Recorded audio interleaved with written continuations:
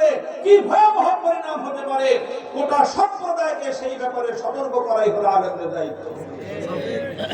এটা আমার কথা না, এটা কোনো আলেম মানুষের কথা না, এটা দুনিয়ার কোন মাখলুকের কথা না, এটা স্বয়ং কার কথা? কার কথা? এটা স্বয়ং আল্লাহ পাক রব্বুল আলামিন দায়িত্ব প্রদান করেছেন আলেম সমাজকে। আর এই রকম আলেম তৈরি করা এটা প্রত্যেক সম্প্রদায়ের দায়িত্ব। প্রত্যেক সম্প্রদায়ের সব মানুষ আলেম হওয়া দরকার নাই, গ্রামের সব মানুষ আলেম হইতে হবে এটা আল্লাহ বলেন নাই। যে সব মানুষ তোমাদের আলেম হওয়া জরুরি এরকম আল্লাহ বলেন নাই, কিন্তু আল্লাহ এটা বলেছেন তোমার গ্রামে কিছু মানুষ আলেম হইতে হবে, তোমার গ্রামে কিছু মানুষ আলেম হইতে হবে।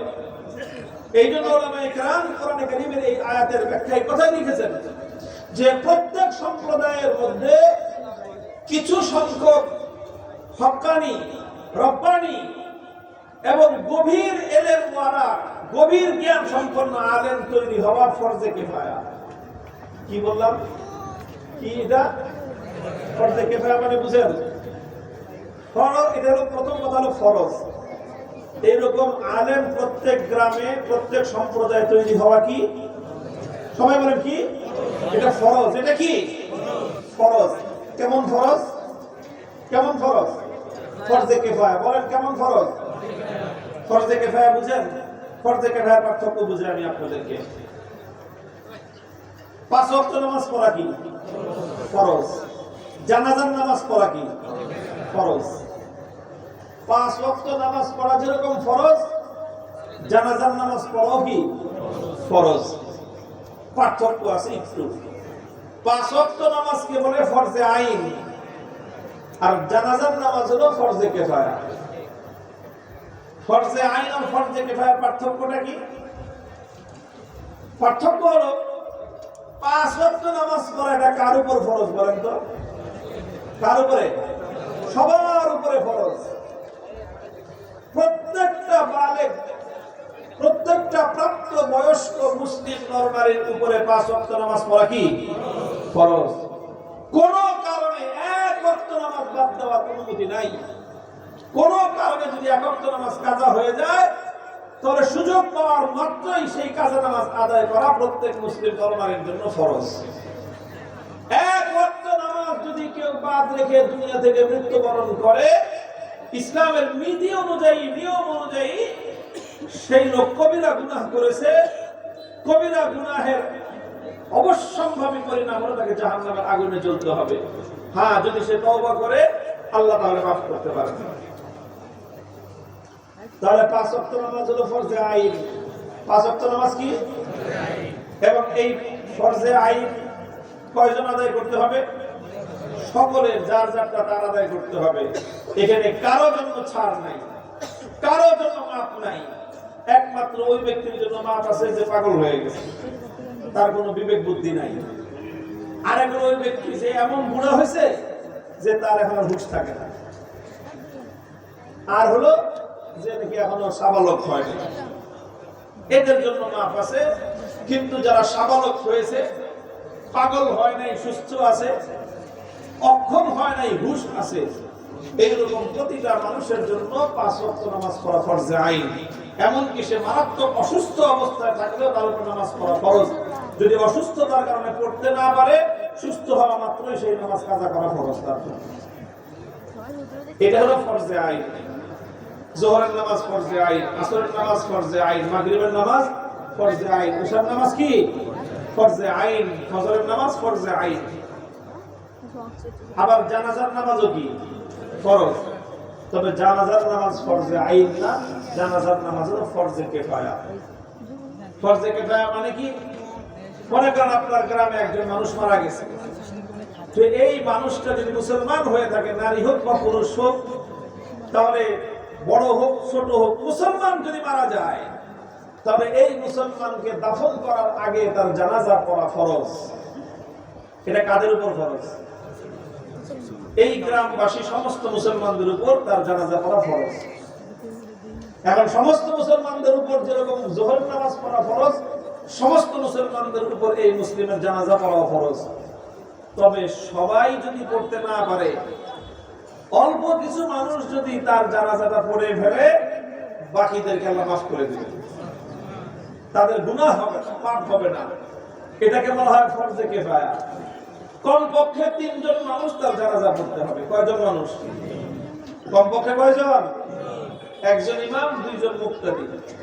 যদি 3 জন মানুষ তার জানাজাটা পড়ে ফেলে, তাহলে মনে করেন গ্রামে যদি 1000 মানুষ থেকে থাকে, বাকি 997 জন মাফ পেয়ে যাবে। আর যদি কেউ তার জানাজা না পড়ে, এমনি মুসলমান মানুষটা মারা গেছে আর করোনার দোহাই দিয়ে জানাজা ছাড়া তার দাফন করে দিলেন, 1000 মানুষের 1000 মানুষের গুনাহগার হবে। কেমন গুনাহ?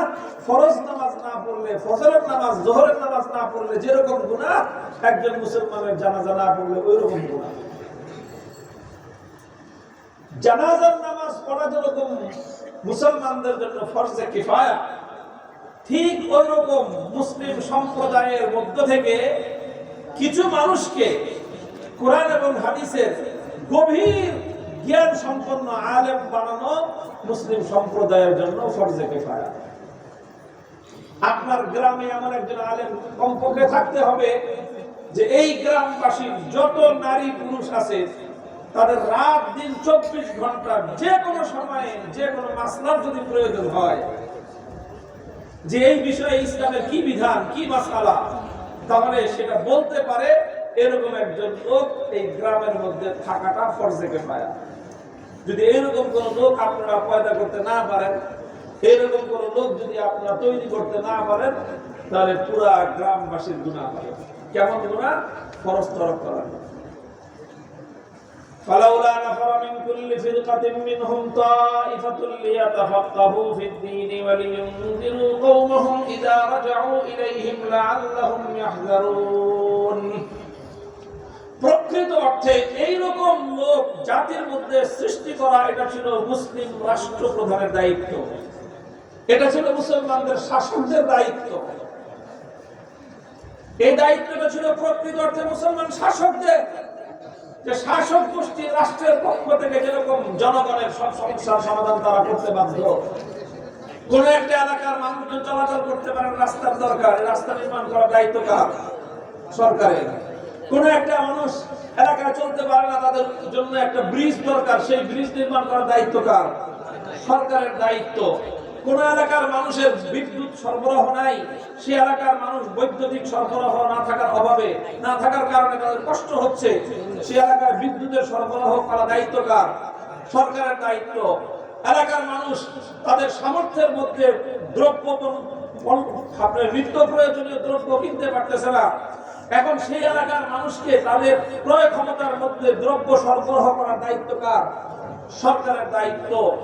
এগুলো যেরকম সরকারের দায়িত্ব, ঠিক মুসলিম দেশের শাসক বর্গের দায়িত্ব হলো প্রত্যেকটা এলাকায় এলাকায় যোগ্য আলেম তৈরি হলো কিনা সেই আলেম তৈরি করার জন্য যাবতীয় ব্যবস্থাপনা করা, ভয় খরচের ব্যবস্থা করা, শিক্ষা দীক্ষার ব্যবস্থা করা, সমস্ত কিছুর ব্যবস্থা করা মুসলমানদের শাসকদের দায়িত্ব আর কর্তব্য। আমাদের শাসকরা তো খুব ভালো মতো সেটা করে, তাই না? দুর্ভাগ্য আমাদের, দুর্ভাগ্য আমাদের। আজকে প্রায় 100 বছর ধরে, 100 বছর হলো আমাদের মুসলমানরা শাসক হওয়ার পর থেকে, 1947 সাল থেকে আমাদের জাতিকে শাসন করতেছে মুসলমানরা। 1947 সাল তো 100 বছর হয়েছে। 47 থেকে 2000 সাল পর্যন্ত কত হলো? 53 বছর। আর এদিকে হলো আরো 25 বছর, তার মানে 78 বছর। এই 78 বছর ধরে আমাদের এই জাতিকে শাসন করতেছে মুসলিম শাসকরা। আর এই 78 বছরের আগে 1753 সাল থেকে 1947 সাল পর্যন্ত, অথবা 1757 সাল থেকে 1947 সাল পর্যন্ত 190 বছর পর্যন্ত আমাদেরকে শাসন করছে ইংরেজরা। তো ইংরেজদের 190 বছর, আর ইংরেজরা বিতাড়িত হওয়ার পর থেকে আরো 78 বছর, 190 বছর আর 78 বছর হলো 268 বছর। এই 268 বছর ধরে এই জাতির শাসক যারা, তারা মুসলমানদের কাছ থেকে ট্যাক্স গ্রহণ করে রাষ্ট্র চালায়, মুসলমানদের কাছ থেকে তারা ট্যাক্স নিয়ে তারা তাদের নিজেদের ভোগ বিলাসিতার ব্যবস্থা করে, মুসলমানদের কাছ থেকে ট্যাক্স গ্রহণ করে তারা নিজেরা নিজেদের সমস্ত প্রয়োজন পূরণের ব্যবস্থা করে, রাষ্ট্রের অন্যান্য সেক্টরে তারা দায়িত্ব পালন করে, কিন্তু মুসলমানদের জন্য প্রয়োজনীয় আলেম তৈরি করবার দায়িত্ব আজ 268 বছর পর্যন্ত পালন করার মতো কোন শাসক এই জাতির উপর শাসন করে না। এখন এই 268 বছর ধরে আমরা এমন শাসক থেকে বঞ্চিত আছি। এই বঞ্চনার সময়টায় মুসলমানরা যেন ইসলামের দিক থেকে তারা বঞ্চিত না হয়ে যায়, মুসলমানদের মধ্যে আলেম যেন তৈরি হয়, মুসলমানদেরকে যেন ইসলামের দিকে সঠিকভাবে পরিচালিত করতে পারে। এই জন্যই আলেম ওলামারা নিজেরা রাষ্ট্রীয় দায়িত্ব নিজেদের কাঁধে তারা তুলে নিয়েছেন। সরকার খরচ দেয় না, আলেম ওলামারা জনগণের কাছ থেকে অর্থ সংগ্রহ করে সেই অর্থ দিয়ে জনগণের সন্তানদেরকে আলেম ওলামা হিসেবে তারা তাদের গড়ে তোলেন। এই হলো মাদ্রাসার একটু ব্যবস্থাপনার পরিচয় আমি আপনাদের সামনে দিলাম। লম্বা আলোচনা না, আমার কথা শেষ।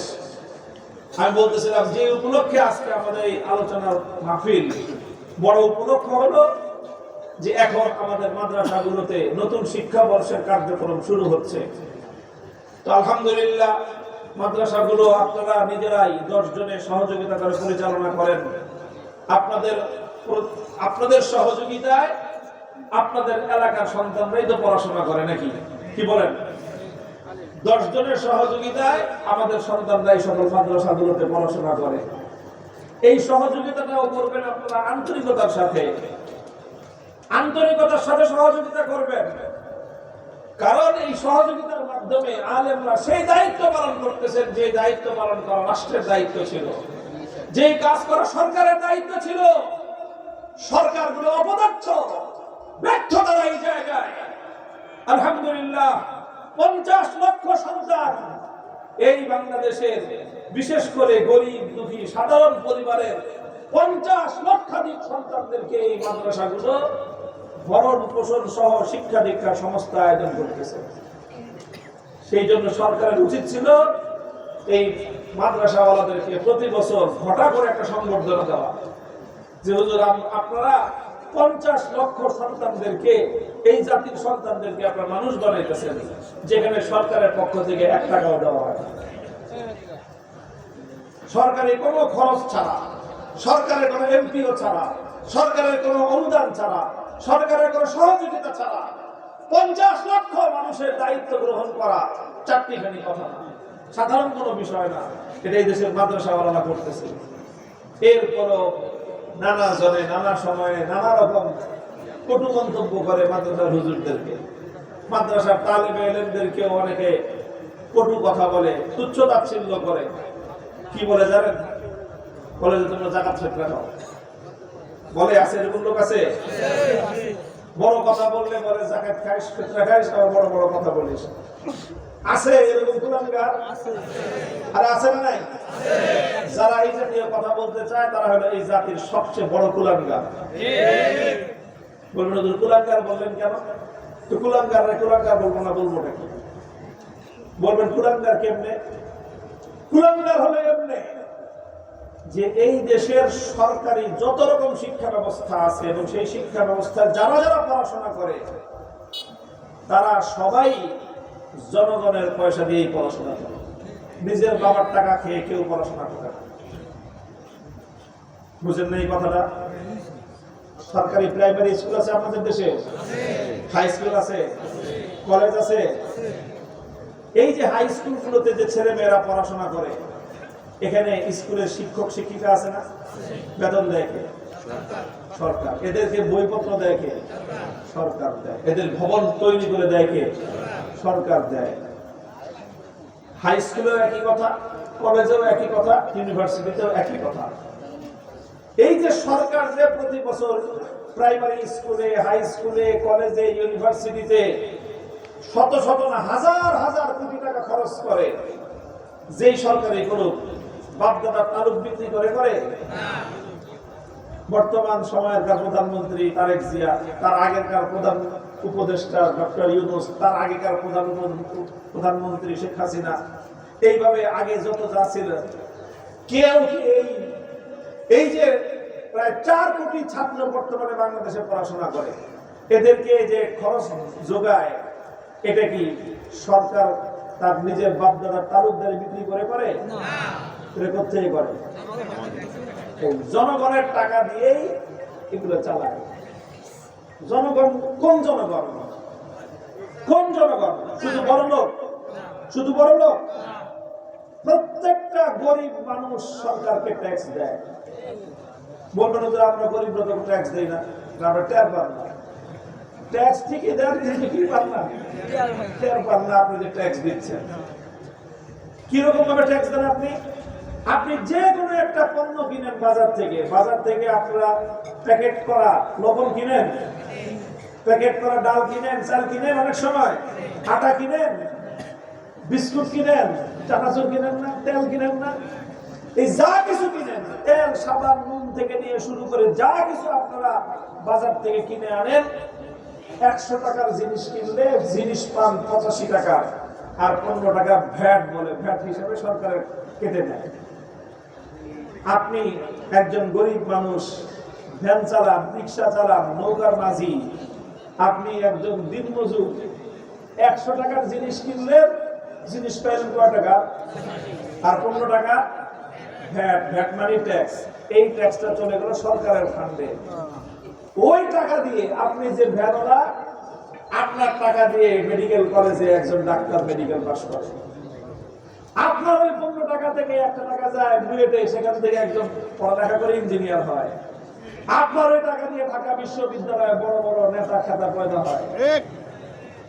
আর আইসা আমারে বলে জাগবলে জায়গায় খাই। তুই কি খাস? তুই যে ঢাকা বিশ্ববিদ্যালয়ে পড়াশোনা করবি, তুমি যে ঢাকা মেডিকেল কলেজে পড়াশোনা করলা, চট্টগ্রাম মেডিকেলে পড়াশোনা করলা, রাজশাহী ইউনিভার্সিটিতে পড়াশোনা করলা, খুলনা ইউনিভার্সিটিতে পড়াশোনা করলা, তুমি যে এই যে তোমার কলেজে, হাই স্কুলে, প্রাইমারি স্কুলে পড়াশোনা করছো, কার বাবার টাকা খাইছো? তোমাদেরকে যে জানুয়ারি মাসের 2 তারিখে 1 তারিখে সরকারি বইপত্র দেওয়া হয়, স্কুলে পাঠ্যপুস্তক দেওয়া হয়, পাঠ্যপুস্তক কার বাবার টাকা দিয়ে ছাপানো হয়? ওটা এই দেশের গরিব মানুষ, সব মানুষের টাকা দিয়ে ছাপানো হয়। তো তুমিও তো ভ্যানওয়ালা, রিক্সাওয়ালার টাকা দিয়ে তুমি পড়াশোনা করছো। আর মাদ্রাসার ছেলেরা যাকাত খায়, যাকাত খায় যারা কারা দেয়? বড় লোক না গরিব? বলেন কারা দেয়?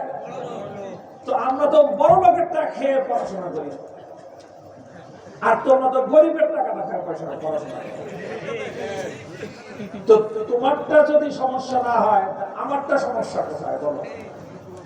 আমরা মাদ্রাসায় যে টাকাটা নেই সেটা হচ্ছে যাকাত। যাকাত দেওয়ার নির্দেশ দিয়েছেন কে? আল্লাহ পাক বলেছেন বড় লোকের সম্পদের মধ্যে গরিবের হক আছে, আর ভ্যাট দিতে নির্দেশ আল্লাহ দেন নাই, ভ্যাট দেওয়ার নির্দেশ দিয়েছে সরকার। তো সরকার গরিবের কাছ থেকে যে টাকা কেটে নেয়, সেই টাকা খেয়ে তুই মাতব্বরি ফলাও।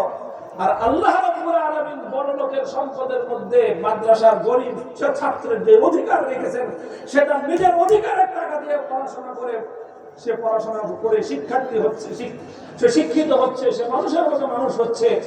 তাকে গিয়ে যখন তুমি কটাক্ষ করো, তখন আগে নিজের দিকে তাকায় কথা বলবা, উপরের দিকে থুতু মারলে নিজের চেহারা এসে পড়ে। আসলে কথা হলো কোনটাই লজ্জার না। তুমি যেরকম স্কুলে পড়ো সরকারি খরচে, এটা যেরকম তোমার জন্য লজ্জার না, মাদ্রাসায় যে ছেলেটা পড়ে তার জন্য এটা লজ্জার না।